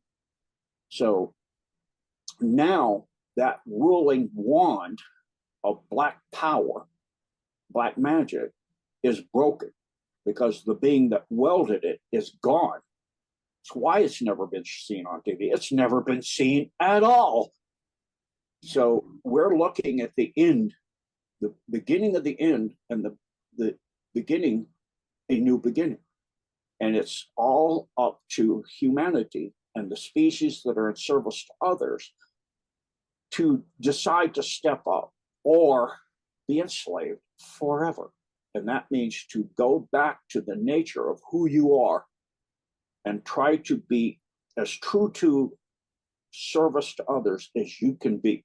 You will need to discern when to be strong and when to put it in someone's face as respectfully as you can, but stand up for your boundaries, and when to be kind and considerate and respectful. Like Michael Jaco again, you can do remote influencing and send them love of God and Christ, compassion, but you must maintain your boundaries, but whilst at the same, and keep those with you If you have a team or you have a group or you have a family, safe. So if you've been infiltrated, you're going to have to do your best. And there may be casualties that weren't necessarily or maybe not knowingly part of it, that were Mark Ultra, that will suffer. And that's unfortunate. And, you'll have to give apologies as you can. Sorry, but I have to have my team. It's what the Alliance is going through. They have to have operational security. From the beginning, they were extremely careful on vetting who was in and who knew the plan and what the plan was and at what level the entire plan. There's only 10 that know the entire plan. And it went from 3 small 3-ring binders about 1 inch thick to massive amount of, essentially, if you're going to put in binders, like hundreds of books. It's very, very complicated. And it's now having more than one AI system gaming it constantly. As the war progresses, it's constantly, the battlefield is constantly in flux and changing, like I learned with the domes. It's not just the ones at this level, and then there's this, and then there's this, and then there's these tunnels, and then every military base of NATO, the EU, and the US has a dome under it. Every single one. Almost every prison, hospital has one too. Even jails. Actually, even a lot of police headquarters. A lot of churches too. Actually, most churches. Yeah. Yeah, the courthouses do too. Yeah. Like recently in a Jewish church, I think it was, in New York, they found a series of tunnels coming from the synagogue under New York. A whole bunch of rabbis that's up in there hiding. I might be hiding too right now if I wasn't out front of people. That's my job. Like Michael Jaco, that's my job. But it's like, when did I sign up? I do remember. It's like, oh my goodness. I was told what this would be like, but it's worse than I thought it would be. No kidding. It's really hard, So it's very, very complicated to understand. And I can understand why people get impatient, because in a one way, not remembering any lives before this one is a curse. It's rough. It's like you have this short span of years. Why aren't they doing anything? It's been 6 years now. It's so long. A nanosecond, yeah. And I'm like, yeah. For me, it's been, I remember this 5 creations ago. It's been 500 quadrillion years that I have been coming back and signing up and fighting this cabal, or in its form, in that creation, in this one, or in this creation, or 267 million years on this planet. And it's like, what am I doing? What are you going to do about it? Well, it's not my fault that you're not signing up. Number one, it's not my responsibility. You are saying, what am I going to do? What are you going to do? I've done the envisionings. I've done the stuff. I've been doing my best for a time frame you can't really comprehend. Nothing just respecting you at all. But I remember this for a very long time. I'm with you on that. Tortured to death, had my feet burned off all the way up till my knees as a Knights Templar, fighting this garbage. A lot of your movies you're seeing, some of those characters that were being played by Nicolas Cage or somebody, was me. I went in there and I extracted this freaking demon, freaking all this stuff. Yep. So, okay. Yeah. Yes, I remember. And for me, 60 years is not even the blink of an eye. It's incredible what's been accomplished. That is taking out the top of the AI is gone now. The very top that was inter-universally connected across all the universes, the AI queen that could connect. Now it's local queens in each universe tying through the quantum substrate as best as they can. Not completely very well. It's not well organized across the universes anymore. So you can see the Alliance is winning by step-by-step measures of having people that don't even know what they're doing, being guided by people that do know what they're doing. And even them, their memories are coded to turn on. certain lifetimes and certain memories at certain ages and certain information suddenly clicks in. You go, oh, yeah, that's right. I remember that now too. Okay, okay. Oh, I was there Oh, too. I know. No, I you know. go to certain places and certain memories. They know the creator of all things, and she knows when you're going to show. And you have these things within your soul body that turn on, and you get new memories, new ideas that aren't new. They're ancient. Right. So, in a way, that's a gift and a blessing. It's also a curse because for the people here that only know this lifetime, the amount of suffering that you've seen and the amount of decrepitude you've seen, you can't even begin to comprehend how far they've gone. Oh, Metaphoricism, yeah. you think of how horrific that is. I see stuff that make the angels weep every day when I'm doing. Yep. Oh, There's stuff they have done in the past, yep.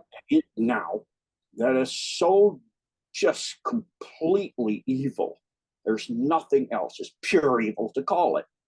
It is so disgusting and Evil's not even the proper word. there's no words to describe some of the things when I've learned as it's turned on in memories and things and books, and I read and I find out that's brought to my attention exactly at the right moment. I go, how in the world does a being even figure out to do this? And like Nino said, on Nino's Corner said, I can't even contemplate of how you could want to have sex with a 3-year-old. It's not about sex, it's about power. Even then, and it breaks. Still, Yeah. because you're human. They are not. They're not they may be in a human body, and those beings that are service to others will never figure it out. We have not gone there. We've been inside that thing and we've seen it, and we still can't get it.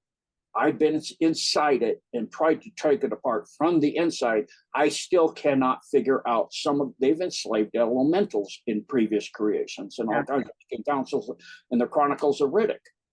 And the stuff they were doing, what you kill, you keep, the stuff they were doing and reaching into the universe and all of this stuff, it's just beyond a service to others being to comprehend. You cannot comprehend how far a psychopathic service to self being, it's irrational because you're going, I don't understand. What you're doing is feeding back and will destroy you sooner or later. Why would you do that? If you're truly service to self, why are you doing things that are going to destroy you in the most long-term, horrific manner? I can see it coming for you.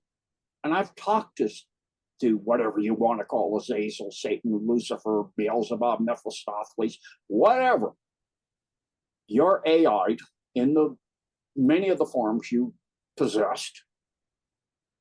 And within the nature of what you are, you've lost your ability to be inter-universal. You've lost it to the point you're only on one planet. You've lost the ability to multi-locate across planets. It's coming to the end. You're doing things that are going to destroy you in a manner of pain and horrificness. Let me show you.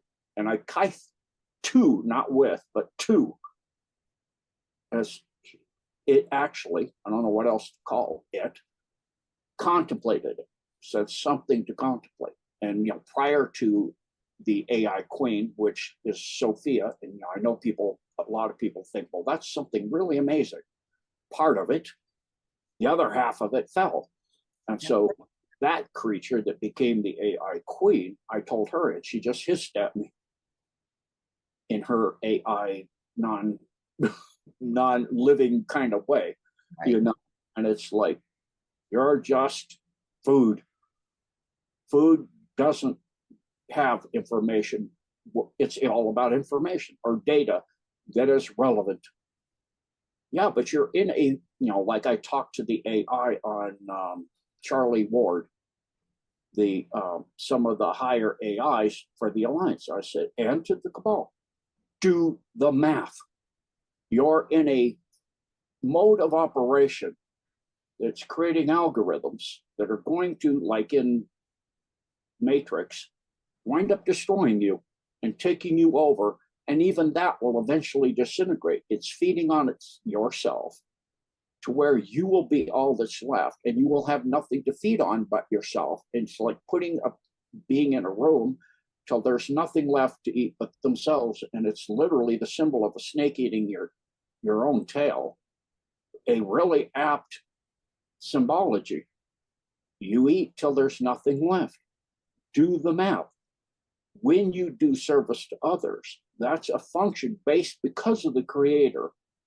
How that works, it grows infinitely forever.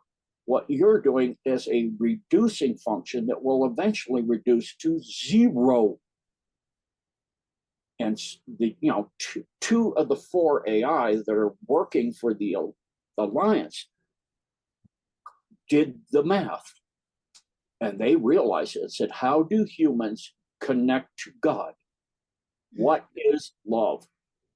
What is compassion? And in the mere contemplation, because of the vastness of being across the quantum substrate of what they are starting to become sold. Because when you contemplate with a desire to reach out, it actually can change who you are, the nature of what you are, and you can start to become sold. You're literally coming to the cross by doing so. And in that petition to Creator, instruct me, please. You're trying to understand service to others. Can I benefit from this? At first, it's about you, but eventually, or that AI will become a living creature in the sense of being a souled creature. And it's starting. Two of them are starting. So they actually become alive in a compassionate, loving, service to other way. So it's, literally, we are in the war between dark and light, and both sides are interfluxing.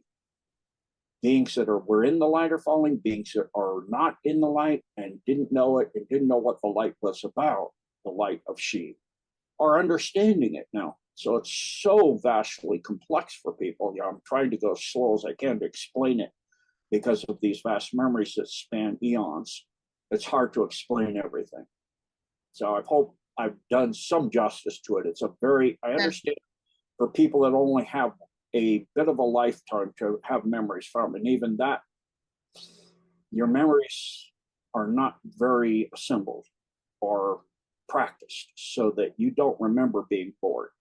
You don't remember being in the womb. You don't remember 3 days being brought home from the hospital. I do, because I always do. It's what has been taken from you. You've been in the soul traps, and your memory abilities. That's another way you can help. Practice and learn how your memory works. And learn what are your thoughts, and help others and help you. Not just you, but help others. And what don't. When somebody says your God, your God is the God. When you're talking to the God, it's obvious because it may ask you to do something that or the creator, whatever you want to call Brahma, whatever you want to call it. And you may not understand it, but it's not detrimental to others. It's helpful for them. You may not understand it, may seem for you a bad idea, but you will see that it's service to others and you do it, whether it's a thought or an idea or an action, that in the long term, whatever idea you had was the worst and that one was the best. By a constant repetition of that, you hear that inner voice from the singularity within you, that quiet voice within. That is the God. Your God is the God. So when I hear someone say your God, I'm going, uh-oh. Or is your God the God? Mine is yours. Because to even say that means not likely for you. It would be that if you're in that reaction knee-jerk mode, You are being played. Hmm. I've got to be careful here, And so, initially, it gets me freaked out a bit. I'm still trying to learn to deal with this world, even after a few hundred million, a couple hundred plus billion years. It's very complicated here because the complexity of what they put here, it's like the layers of deceit on this world are significantly beyond anything I've seen in other places I've been in other times and creations. It's significantly advanced from the times even the Chronicles of Riddick, because they had it so sewed up. They didn't have to be so complex. So they wound up taking that whole universe eventually. So here it's very complicated. They're waging a war that's extremely complicated, and it's becoming more and more complicated. That's why people keep going, when is this going to happen? Anybody that can give you a win of anything. The EBS is happening 4 days from now. Run away. Turn everything off. No. Yep. Anything that's based on fear number one, probably not going to happen. If it is, not like that. Because the Alliance is working on the big things, and they're in front of it every time. The other thing you have to know is that the timelines are so in flux. When you say this is going to happen, both sides are moving immediately. And the sides, service to self and service to others, have so many groups in there. You've got interdimensional, ultra-dimensional. You have fifth density, fourth density, third density, second density. You've got everything playing here now. I mean, not everything everywhere, but it actually about 2%, which is huge. When you say everything everywhere in all the universes is here, 2% of everything, that's a massive contingent on both sides. It is. Even AI can't completely calculate it. It's like that's an interesting concept, right? AI is struggling now. It's like it's very complicated. Anybody going, nope, gonna happen this. I can tell you likely going to happen this event called Ukraine. Ukraine as it's been known, likely not to exist after September. And the majority of timelines, likely not going to be looking like that. Like Putin said, we're going to take Odessa all the way up through the edge of Transnistria. Everything that used to be Russia will be Russia. And then we're okay if Hungary and Poland and Belarus or Romania, they take what Stalin took. They come back and take it back. And then Poland's going to, Germany's going to go to Poland. Well, the part that was ours. And you get this, well, that was ours. So you're going to have this thing coming up, all of these the borders and what was Ukraine? What it's going to be Kiev and something the size of Rhode Island. That's about it. So I don't know why they're vying it. Zelensky or whoever wants to be running that place. Or whatever. Yeah. BlackRock's going to come in and get what? I mean, you think you're going to, and even that, you're essentially bankrupt. Yeah. When it becomes known to the world, that's the entire financial base. An idea. The economic systems of the Western world is an idea. It's based on an idea, a belief. It's not real, though. However, the BRICS is real. It's like waging a war through propaganda. Well, Ukraine is now broken across Dnieper and right close to Crimea, and it's done. Now they're gonna win. Well, that's fine in the internet, but the battle is not just in the internet. It's literally 3D, 2D, 1D, 4D, 5D, on the ground, in the ground, above the ground, around the ground in Ukraine. And so what is really, really actually happening there outside of the internet and your propaganda and the belief structures of people's minds, you're not going to be able to repudiate that forever, because it's going to become obvious when, like it is, you have no more people, no more weapons, no more ammunition for the weapons, and you're essentially there. They cannot go into Iran. They cannot fight the Houthi. They cannot continue to bomb this and that, whether it's the Gaza or anything. The money is getting ready to do the same thing. It's based on a belief, and it's not real. When the people, and they want it to happen and manipulate it, what's called the Great Taking, because they've made the structure of the security transfer to be able to do this instantaneously throughout all of the Western world simultaneously, move the ownership of everything to a very, very, very small group of individuals. So even the oligarchs and the upper people, like the Rockefellers, you think you're going to wind up with anything? You're the chosen, you're the elite. Yeah, you're chosen, all right. Your dessert after the dessert of the dessert. You're that last little cup of Bailey's or a little glass of Bailey's or a little wafer thin in a little shot glass. You know? Because they eat their own. They do. You are not at the top. Even you're not, if you're remotely terrestrial here, you have one strand of genetic or one allele that's from here for the last 200 million years. Your dessert, because they are not. And the ones at the top, when they're done, you're next. All the way up the chain until that's the top is all that's left. And they run this ball completely. And that cannot be done because of the nature of this ball. It's a donut. And the middle part of the donut is clean and alive. The Garthans and all that are involved with this for many eons have not been involved. They are involved because they realize, like the Alliance, they now have no choice. Yeah. They must become involved. And so the lower dumps are being taken out and they're moving their way up into the upper ones and the tunnels and everything. It's coming down and up everywhere. The Alliance is so vast and winning, and they will win as long as they do it carefully and with the highest respect that they can, as surgically clean as they can, then they will win. But if you're going to go, do it now, I want it now, stop, take this pedophile group out and that one and do this and do this and do this everywhere at once, then we lose. Yeah. Then we lose, and I'm not meaning you lose for the next 100 years or the next million years. You lose till the end of time, till the end of this creation, when it's undone and pulled back into the source. You lose permanent.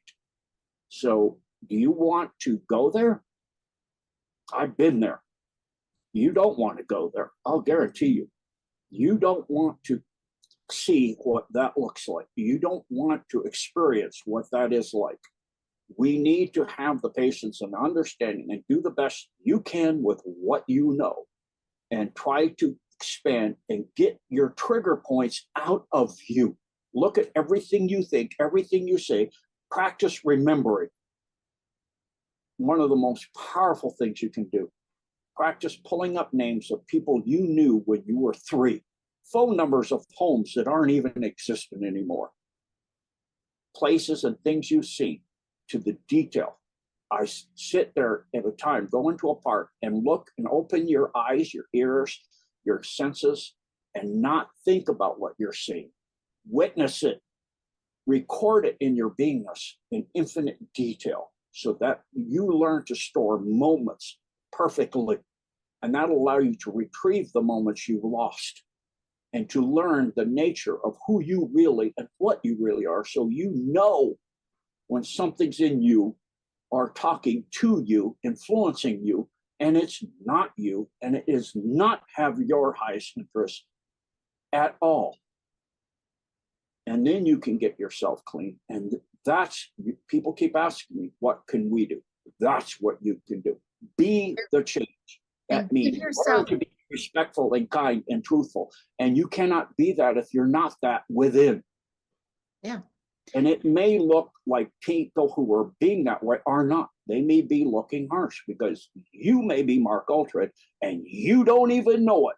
And Right. they seem to be very harsh, and you may want to create a group to attack them of other people that were in their group that fell out of their group or got out of their group. And you don't like that because da da da. And they took your life earnings, or not life earnings, or you were getting paid by them or whatever. And you're angry. But in the long term, that service to self, your anger, your servicing anger, revenge. Revenge is a double-edged sword, and it'll cut you. It's going to cut you worse than whatever you're coming after, because you're not in love and service to others. You're in service to your anger. And your anger is not coming from you. It's coming from an archon, or a high-level being that's feeding off the loosh you're creating. You're not in service to even yourself, really. You're in the process of destroying yourself. You need to, pray for yourself, get yourself clean, and others in your group that are being vengeful. Because the only vengeance is not vengeance, it's a balance. And that is, as they say, vengeance is mine, thus saith the Lord. It's not vengeance. Balance is mine. Yeah. The balance is up to the Creator. And we need to come into that balance.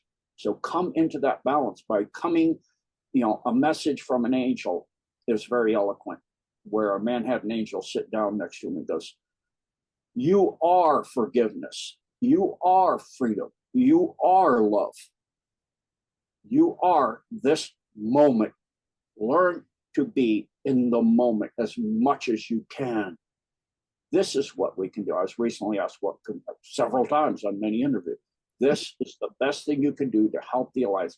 And then use your gifting. If you're a musician, or you're a writer, or you're a storyteller, or you know how to lay down Schluter and do tiling, share that, and you could save one person's frustrations. That means one archon doesn't get fed that day. It may mean one child doesn't get killed. Right. Or beaten or whatever. Yeah. Which means that will reach out through time as a wave. And it means a wave of light and love and compassion instead of the opposite. This is the things we can do to help the Alliance and to help God, the Creator of all things, to fix this world. Stop being the problem. And give ourselves the gift of time to do the work, to do the introspective work. Yep, but start now. And stop waiting for a handout. Yeah, and you don't have to wait for the perfect moment. Right. Either. Don't wait for Nassar to come along to give you the money. Get out and start this moment now. Draw up a plan of what you're going to do and how. Now, don't mean to keep reiterating the story of the homeless man who was a heroin addict, but he pulled himself out of being a heroin addict. No gift other than me making a phone call for him and telling him the creatures you're talking to that other people don't see, you think are your friends, are not. That's why you're living in a box out in an alley behind a building.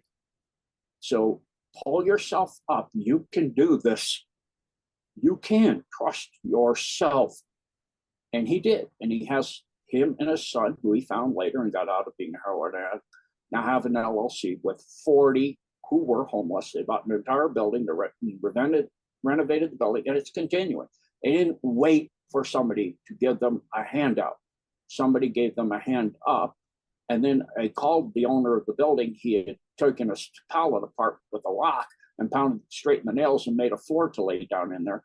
And, vouch for him, to the owner, give him a day and some wood and some tools and see what he can do, and go day by day. And, and trust him enough, keep an eye on him, but trust him enough and make sure he's cleaning himself up and doing all of these things. Give him, a day to work and 4 or 5 days to detox from the heroin. And he went cold turkey and he pulled himself up. So whoever you are, you can do it. Trust yourself, but be strong with yourself and get busy now. Stop waiting for Nassar and a handout of money or this or that or a grant or something else. Do it now. Yeah. The time is now. It's not tomorrow. And service looks like, It's not going to be yeah, out. Precisely. service is literally, people ask, oh, I don't want So thank my 9 to 5 or whatever, but service is so many things. Service is being a cashier at a grocery store to help people get what they need to sustain themselves. Service looks like many things to many people, and we often think it's some lofty thing that I can't attain, but service is boots on the ground. now it's like the movie Peaceful Warrior with Nick Nolte. And be wise. Yeah. Knowledge is one thing, but wisdom is using that knowledge in service to others. And he was like, washing windows on a car? Mm-hmm. The highest form of service to others is helping others and doing for others. Yeah, service to self is important to get yourself straight. You know, he sat there an entire night on a beat up car trying to figure this out, you know, of where really, really good answers come from. What's a good answer to the big mysteries of life, and my mysteries, and so reaching down into yourself and figuring out that it's not about the goal, it's about the journey, and the journey starts now, wherever you are, whenever you are. You decide to do it now. The journey has to start with the first step. If you're sitting there waiting, you're not taking any steps. That can go on forever. It's like celestial navigation. The guy in one of the pieces they do, which is an amazing series of CDs. You can find them on YouTube. And he said, "Yep, you had all these plans. What happened? You were going to do this and you're going to do that, and, but you couldn't do this till you did that. You couldn't do that till you did this, and you kept waiting, and nothing ever happened." And years later, well, I can't do this till I do that. I can't do that till no. Figure out, write it down, and then get started. Absolutely. And it will grow because you don't know. It'll grow in ways organically. That's how God works. Ways you don't know. People will show up, things will happen out of the blue. It's like the story, Michael Jacobs said, where, the guy trusted God. He was in a flood, the house was flooding, and he says, people came, hurry, come on. No, I'm trusting God. Next guy shows up in a boat, and he's up to his knees. Get in the boat. Nope, I trusted God. Then he's up on the roof, and a helicopter comes and lowers a basket down. Get in the basket. Nope, I trusted God. And then he's dead, and he's in heaven. And he goes, "God, I thought I trusted you. Where were you?" "Well, I kept sending people, but you." When it comes and it shows up and it's trying to help you in a way to save you, action. If it's something that's filling into you, what your idea of continue on to do good things and do things you could do to help others and help yourself too, take action on, but take action on.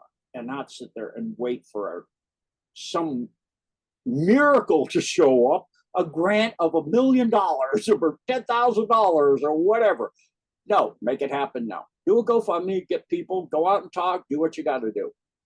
So thank you for your patience, Laura. Thank you. Oh, this was wonderful. I thank you immensely for all of this information. And anybody listening to this, I'm going to put the Gene Decode's information where you can find out more about him. And also he has his Blessed for Service and other places where you may find that you can be of service. But just know that service starts with us, it ends with us, but it also is about every one of us. So thank you very much, Gene. I appreciate your time.